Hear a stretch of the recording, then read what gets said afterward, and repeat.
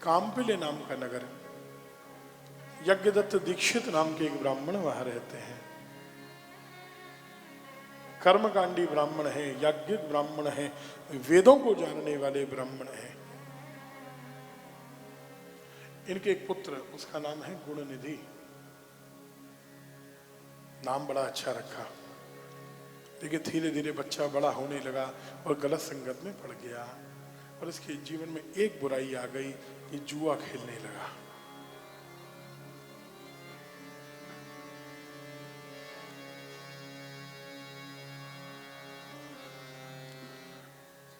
भागवत जी में वर्णन है, परीक्षित ने कलयुग को रहने के लिए 5 स्थान जो दिए, पहला स्थान ही द्यूतम जुआ है। हांगकांग जरूर जाइए, मकाओ जाइए, कैसीनो के चक्कर में मत पड़िए। देखिए, लोग कहते हैं हमसे, हमने स्पष्ट कहा, वास्तव में बहुत गंभीर बात है। लोग कहते हैं महाराज जी खाली घूमने गए, देखने गए, थोड़ा सा खेलेंगे। लत थोड़े की ही लगती है, बोलो राधे राधे। किसी व्यक्ति को स्वाद लगाना है ना, रसगुल्ला कैसे खाना है, बढ़िया रसगुल्ला एक बार चखा दो, वो हमेशा सोचता रहेगा कैसे मिले। जो लोग बच्चों को धूम्रपान करना, ये सिगरेट आदि पीना सिखाते हैं, वो क्या करते हैं, एक बार कर ले, उसके बाद कौन देखने वाला है। लत लगती है कि नहीं लगती है। शराबी क्या करते हैं, अरे एक ही बार के लिए तो कह रहे हैं, कसम दे देकर पिलाते हैं। लत लगती है कि नहीं लगती है, बोलो। अच्छाई की लत लगाओ, बुराई के चक्कर में क्यों पड़ते हो। हम कभी नहीं कहते, देखो एक बात आपसे कहे, हम आपको ये नहीं सिखाएंगे कभी कि आपको शराब पीनी चाहिए, शराब नहीं पीनी चाहिए। हम ये नहीं कहेंगे मत पियो, हम आपसे नहीं कहेंगे जुआ मत खेलो। हम तो ये कहते हैं, ये भाई लोग कहते हैं हमसे, महाराज जी जीवन हमारा, हम क्या खाएं क्या पिएं ये हमारा विषय है, किसी को टोकना नहीं चाहिए। अरे जब अपने माँ बाप को शांत कर देते हो, तुम कौन होते हो टोकने वाले। हम क्या खाते हैं क्या पीते हैं ये हमारा विषय है, हमारा जीवन है। तो हमारी बात कौन सुनेगा जब अपने माँ बाप की नहीं सुनते हैं। तो हम कहते हैं अगर कुछ खाने पीने से तुम्हें लाभ होता हो, स्वास्थ्य अच्छा होता हो तो जरूर करना, नहीं होता हो, शरीर बिगड़ता हो तो जुआ खेलने से जीतते हो, पैसा आता हो, करना। कोई आज तक जीता है क्या, बोलो। कोई जीता है क्या। लत लगाने के लिए जिताया जाता है, हमने सुना है। जिस चीज में घाटा ही घाटा है, शरीर भी गया, पैसा भी गया, ऐसा नशा क्यों किया जाए, बोलो। खैर, जुआ खेलने की लत लग गई और आज तो जुआ टीवी पर सबसे ज्यादा ऐड के रूप में आ रहा है। हम हर कथा में इस प्रसंग को जरूर लेते हैं, 1 मिनट की बात करेंगे केवल। आज जुआ आपके मोबाइल फोन में सिमट गया है। हर तीसरा चौथा ऐड आपके मोबाइल में और हर तीसरा चौथा ऐड टीवी पर आ रहा है। ये टीम बनाओ, ये टीम बनाओ, ये टीम बनाओ। और आपके मुंबई के सब बड़े बड़े सेलिब्रिटीज लोगों को प्रेरित कर रहे हैं, करोड़ों रुपए ले लेकर जुआ खेलो, जुआ खेलो, जुआ खेलो। और ये आदत बच्चों को डाली जा रही है, आपको नहीं डाली जा रही है, ध्यान देना। समझ रहे हो, बच्चों को डाली जा रही है आज से। हमारी वित्त मंत्री ने बड़ी खुशी से कहा 2000 करोड़ रुपए हमने कमाई, बाद में कहा 20,000 करोड़ इससे हमको टैक्स मिला। हमने कहा 20,000 नहीं 20 लाख करोड़ मिल जाए, जब संस्कार बिगड़ जाएंगे, अगली पीढ़ी नहीं बचेगी तो क्या करोगे इससे पैसे का। जुआ कितनी बुरी चीज है, आप देखो। क्या आप मानते हैं पांडव जुआ खेल सकते हैं? नहीं। धर्मराज युधिष्ठिर जुआ खेल सकते हैं? नहीं। क्यों खिलवाया इनको? कृष्ण ने क्यों नहीं रोक दिया, बोलो। दुनिया को दिखाना है, सिखाना है। जुआ खेलने की लत लग जाए तो पत्नी तक को दांव पर लगा दिया जाता है, औरों की तो छोड़ दो, ये पत्नी तक हार गए थे। ये स्थिति होती है। और जब धर्मराज ऐसा कर सकते हैं तो हम और आप बोलो बचो, बुरी लत से बचो। गुणनिधि के जीवन में जुआ खेलने की बुराई आ गई, धीरे धीरे धीरे गलत संगत में पड़ गया, पैसा मिलता नहीं था, घर में अकेला बेटा था, चुराने लगा चीज़ों को, चोरी कर करके जुए में हारने लगा। पूछते थे ब्राह्मण अपनी पत्नी से बार बार, बेटा कहाँ है, घर में दिखता नहीं है। माँ को पता था कि ये जुआ खेलता है, गलत संगत में है, तभी माँ हमेशा बचाती थी बेटे को और कह देती थी पढ़ने गया है, गुरुजी के पास गया है, वेद सीख रहा है, पुराण सीख रहा है। ब्राह्मण को भरोसा हो जाता था, सरल ब्राह्मण थे। महेंद्र वालों, एक दिन पोल तो खोलनी ही है, खुल गई। उस ब्राह्मण यज्ञदत्त दीक्षित ने एक जुआरी के हाथ में अपनी हीरे की अंगूठी, एक नीलम की अंगूठी देखी, कश्मीर का नीलम था। उस अंगूठी की डिजाइन देखकर पहचान गई, ये तो मेरी अंगूठी है। ब्राह्मण थे, नीलम की परख थी, ये तो मेरा है। और जुआरी ने कहा मेरा है। ब्राह्मण ने कहा तुमने चोरी की है। जुआरी को गुस्सा आ गया। जिस ब्राह्मण का पूरे शहर में सम्मान था, जिसको लोग लेट लेट कर नमन करते थे, चौराहे पर उसकी जब बदनामी हुई, उस जुआरी ने चिल्लाना शुरू किया और कहा ब्राह्मण मुझ पर चोरी का आरोप लगाते हो, चोर है तुम्हारा बेटा जिसने घर में चोरी की है ये नीलम की अंगूठी और जुए में मुझसे हारा है। जीवन भर सम्मान कमाओ और बच्चों की करनी से एक झटके में चला जाए, कुछ और टूटे या न टूटे, हृदय माता पिता का जरूर टूट जाता है। देखो, कुछ भी गलत करने से भले ही माता पिता दिखाएं कोई बात नहीं, कोई बात नहीं, लेकिन अंदर से तो टूटा हुआ जुड़ता नहीं है, आप जानते हो। जुड़े गांठ पड़ जाए, टूटे से फिर ना जुड़े, जुड़े गांठ पड़ जाए, रही मन धागा प्रेम का मत तोड़ो छटका। आए यज्ञदत्त अपने घर में और आते ही पत्नी भोजन बना रही थी, कहा वो मेरी अंगूठी कहाँ है। पत्नी समझ गई कुछ गड़बड़ हुई है, क्रोध में है पति। मैं अभी भोजन बना रही हूँ, थोड़ी देर में आपको देती हूँ। यज्ञदत्त ने आंखों में आंसू थे कहा तो देगी कहाँ से, घर में होगी तब तो। मैं ये समझ गया कि तू अपने बेटे की करतूत जानती है, तुझे सब पता है। बेटे ने अंगूठी हारी तो हारी, 50 साल का मेरा सम्मान आज एक झटके में चौराहे पर चला गया, पूरे नगर में मेरी थू थू हो रही है। आज से तुझसे और तेरे बेटे से मेरा कोई संबंध नहीं है। ध्यान दीजिएगा, आप लोग जानते हैं और कहते हैं आप लोग सबसे कि हर जगह तलाक है, डाइवोर्स शब्द है। अपने सनातन धर्म में न संस्कृत में न हिंदी में कहीं कोई एक भी शब्द नहीं है तलाक और डाइवोर्स के लिए, क्योंकि हमारे यहाँ तलाक की परंपरा ही नहीं है।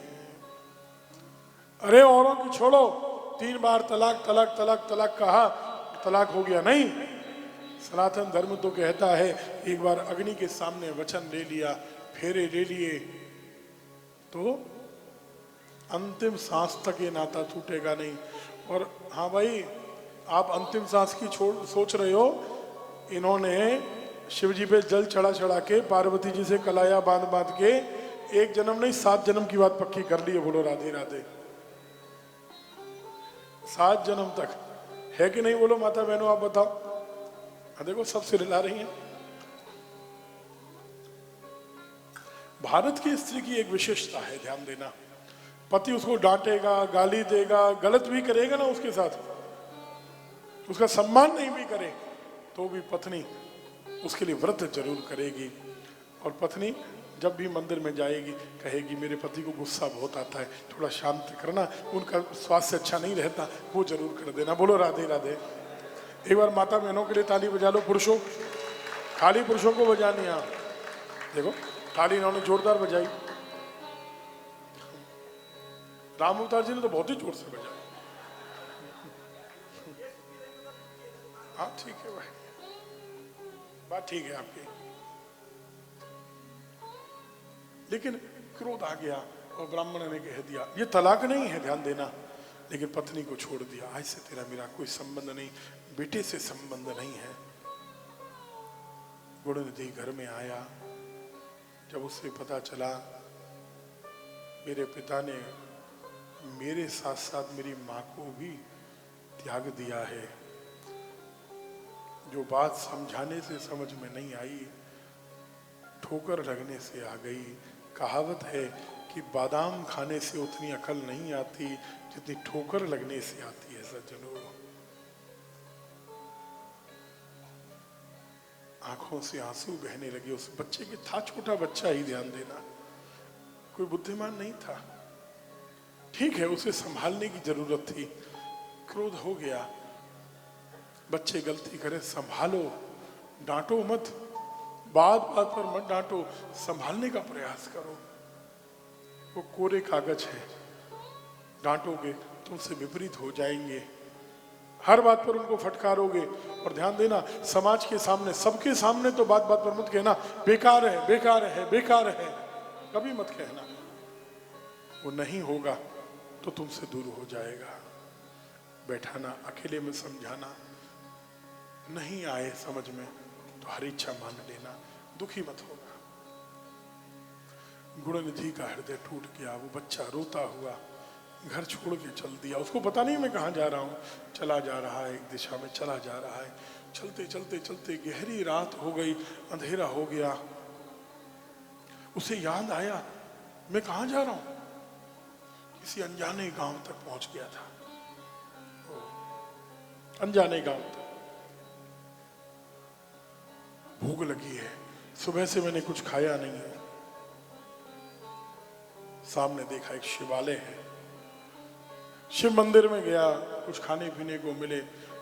लोगों ने कहा ना, आज शिवरात्रि है, आज व्रत है, 4 प्रहर की पूजा चल रही है, अभिषेक चल रहा है। सुबह जब पूजा हो जाए फिर स्नान करना, पारणा करना, तब कुछ खाने को मिलेगा। एक बात ध्यान दीजिएगा, बच्चे जब मांगे सज्जनों, तब धर्म याद मत करना। भगवान को भोग जो बना रहे हो वो तो ठीक है, उनको मत देना, लेकिन भले अलग से कुछ बना कर दे देना। बच्चों को भूखा मत रखना। कितना बड़ा अनुष्ठान करो, अगर कोई व्यक्ति आए भूखा हो तो कैसे भी देना, उसको भोजन जरूर देना, उसका पेट जरूर भरना।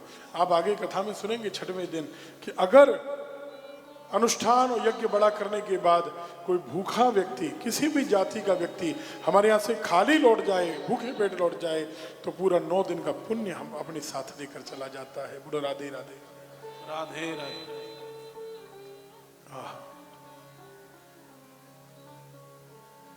बच्चे को भूख लगी थी, रोने लगा, मुझे भूख सहन नहीं हो रही, कुछ दो, दूर रहे।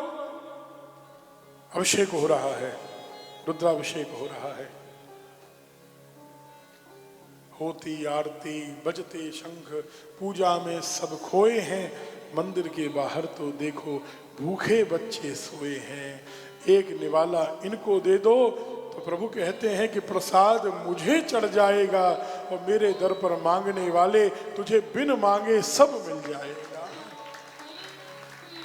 प्रभु कुछ भी देख सकते हैं, लेकिन भगवान किसी भूखे को अपने द्वार पर बैठा नहीं देख सकते। अन्नदान को सबसे बड़ा दान कहा गया है दुनिया में, ध्यान देना।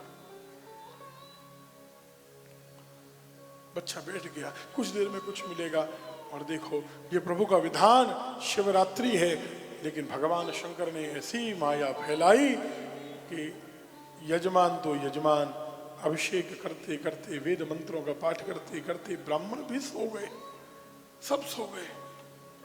उस बच्चे ने देखा सब सोए हुए हैं, अवसर अच्छा है, अंदर गया। कहाँ है प्रसाद? सुगंध आ रही है प्रसाद लेने के लिए, लेकिन क्या हुआ, जो लाइट होती नहीं थी उस समय, जो दीपक जले थे सब बुझ गए, केवल एक पूजा का दीपक रह गया था और उसकी बत्ती भी बुझ रही थी, बस बुझने वाली थी। अंधेरे में कुछ दिख नहीं रहा था। उजाला होगा तब पता चलेगा मंदिर में प्रसाद कहाँ है। भूख इतनी तेज लगी थी। ब्राह्मण का बच्चा था, धोती पहनी हुई थी, उसने अपनी धोती को जलाया, धोती को जलाया, रोशनी हो, प्रसाद मिले, प्रकाश हुआ,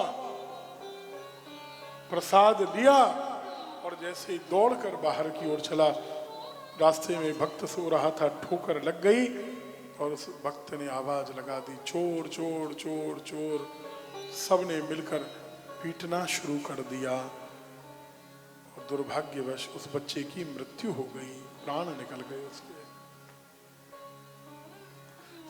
हम उसे भोजन नहीं दे पाए और हमने उसे मारा। ये कौन सा धर्म हुआ? ये कौन सी शिवरात्रि हुई? बोलो, व्रत हमारा है, अगर किसी का नहीं है तो उसे उपदेश मत करो, भोजन दो। हाँ, ये है अन्न का मत दो, एकादशी को अन्न का दान मत करो, लेकिन फल तो दे सकते हैं कि नहीं? भूखे की भूख, जब व्यक्ति बहुत भूखा होता है ना, तो वो आपसे 56 भोग नहीं मांग रहा है, जो मिल जाएगा, जो मिल जाए। उसको बिस्किट भी लगेगा कि जैसे ये आप उसको दुनिया की सबसे अच्छी डिश खिला रहे हो। यमदूत लेने आए, इसने माता पिता का अपमान किया, जुआरी था, लेकिन तुरंत कोलाहल होने लगा, शंख घंटे घड़ियाल बजने लगे और भगवान शंकर के गण आ गए। शिव के गणों ने कहा कि इसने अनजाने में शिव के लिए दीपदान कर दिया है, इसने अपनी धोती को जलाकर प्रकाश किया, ये शिवरात्रि को दीपदान हो गया है, ये यमलोक नहीं जाएगा। शिव की आज्ञा है, इसे एक जन्म और लेना है, अभी मुक्ति नहीं होगी। और इस अनजाने में किए दीपदान का प्रभाव नागवान जी, वो अगले जन्म में उड़ीसा का राजा बना, इसका नाम दम हुआ। अरिंदम का बेटा, पुरोहित जी, अरिंदम का बेटा दम इसका नाम हुआ। और शिव ने ऐसी कृपा की, पिछले जन्म की याद थी, मैंने अनजाने में दीपदान किया था। इसने कहा मैं कोई पूजा उपासना नहीं जानता, दीपदान जानता हूं, इसी से कार्य होगा, इसी से होगा। जब ये राजा बना तो इंद्र कुमार जी, इसने पूरे राज्य में घोषणा करवा दी, हर गांव में शिवालय होना ही है और हर व्यक्ति को दीपदान करना ही है। कुछ ने किया, कुछ ने नहीं किया। इसने कहा जो दीपदान नहीं करेगा शिव के लिए, उसे फांसी पर चढ़ा दूंगा। अब दंड के भय से ही लोगों ने दीपदान करना शुरू कर दिया। गांव गांव लाखों लाखों व्यक्ति दीपदान करने लगे। ये दीपदान करने में प्रेरणा दी है दम ने, इसलिए दीपदान कर रहे थे बाबूलाल जी, लेकिन आधा पुण्य ट्रांसफर हो रहा था दम को। बात समझ रहे हैं रमेश जी? जो प्रेरित करता है आधा पुण्य तो उसको प्राप्त होना ही है ना। अरे हम जीवन भर जो भी पुण्य कर्म करते हैं सज्जनों, हमारा आधा पुण्य तो हमारे माता पिता गुरुजनों को जाता ही रहता है। बोलो जाएगा कि नहीं जाएगा? उन्होंने संस्कार नहीं दिए होते तो हम आज पुण्य कैसे कर रहे होते?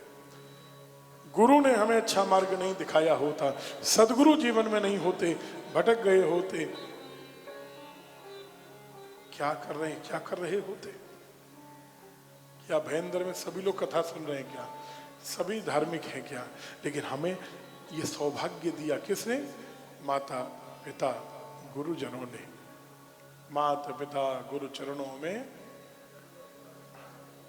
हम पर किया ऐसी भावना। सज्जनों, दम ने इतना दीपदान कराया जिसके प्रभाव से वो अगले जन्म में कुबेर बना। क्या बना? कुबेर बना। और कुबेर ने काशी में जाकर तपस्या की है। भगवान शंकर माता पार्वती को लेकर प्रसन्न होकर आए, वरदान मांग। अब ये वरदान मांगना तो भूल गया, इसे लगा कि मैंने इतनी तपस्या की, इतने दीपदान कराए, तब जाकर शिव मुझे एक बार दर्शन देने के लिए आए। ये पार्वती जी ने कौन सी तपस्या की होगी कि भगवान भोलेनाथ इनको हमेशा अपने साथ रखते हैं। बार बार पार्वती जी को देखने लगा। पार्वती जी को लगा कि इसकी दृष्टि गलत है। क्रोध से देखा और कुबेर का बायां नेत्र फूट गया, नेत्र फूट गया। भगवान सबको सारे आनंद नहीं देते, कुछ ना कुछ तो कमी छोड़ ही देते हैं। बोलो, इतने धनवान हैं लेकिन एक आंख नहीं है कुबेर जी के। ये जानते हैं कि नहीं? आप नहीं जानते? एक आंख नहीं है कुबेर जी के। शिव ने कहा, पार्वती शांत हो जाओ, ये तो तुम्हारा पुत्र है। पार्वती जी ने सिर पर हाथ रख दिया और जिसके सिर पर पार्वती जी का हाथ आ गया, बाबा को तो कृपा करनी करनी है। शिव ने कहा, एक नहीं, जितनी इच्छा हो उतने वरदान मांग ले। कुबेर ने कहा, भोलेनाथ मैं आपका भक्त भी रहूं लेकिन आप मेरे मित्र भी बन के रहना। दुनिया में मित्रता का नाता बहुत बड़ा नाता है। आप मित्र भी मेरे बनकर रहना। दूसरा वरदान दीजिए। प्रभु, आप मेरी नगरी होगी अलकापुरी, उस अलकापुरी के समीप अपना निवास बनाइए, वहीं आप स्थापित हो जाइए। मेरी अलकापुरी के समीप बड़ा सुंदर पर्वत है, नाम उसका कैलाश है। आहा, उस कैलाश पर बाबा ने मानस से सरोवर प्रकट किया, मन से प्रकट किया, नाम मान सरोवर कहलाया। मान सरोवर का जल पियोगे ना तो शहद जैसा मीठा लगेगा। और बगल में सामने राक्षस ताल है महाराज, समुद्र के जल से भी खारी जल है वहां। स्रोत एक है और जल में इतना बड़ा अंतर है। राक्षस ताल पर पक्षी नहीं मिलेगा और मानस सरोवर पर हंस भी मिलेंगे, दुनिया का हर पक्षी मिलेगा। अंतर क्या है? कहते हैं रावण ने जब जाकर तपस्या की राक्षस ताल पर, ये संग का प्रभाव है कि जल भी खारी हो गया। बोलो राधे राधे। हाँ। और मानसरोवर कैलाश से ऊपर से दृष्टि डाल रहे हैं भगवान शंकर। बाबा आनंद हो गया। बाबा ने शुभ मुहूर्त निकलवाया और कैलाश पर भगवान शंकर ने अपना गृह प्रवेश किया। धन्य धन्य हुए सभी देवता आए, ऋषि मुनि आए और महाराज जय जयकार की उत्सव मनाया गया। और भगवान शंकर तब से कैलाश के शिखर पर विराजमान हो गए।